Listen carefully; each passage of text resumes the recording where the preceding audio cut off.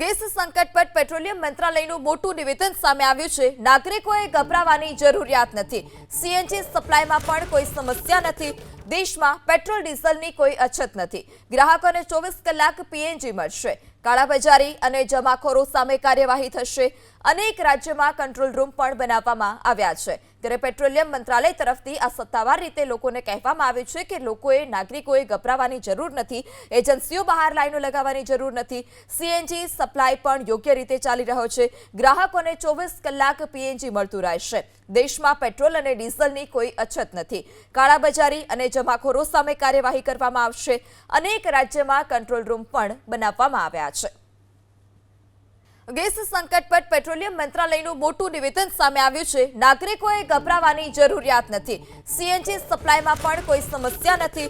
દેશમાં પેટ્રોલ ડીઝલની કોઈ અછત નથી। ગ્રાહકોને 24 કલાક પીએનજી મળશે। કાળાબજારી અને જમાખોરો સામે કાર્યવાહી થશે।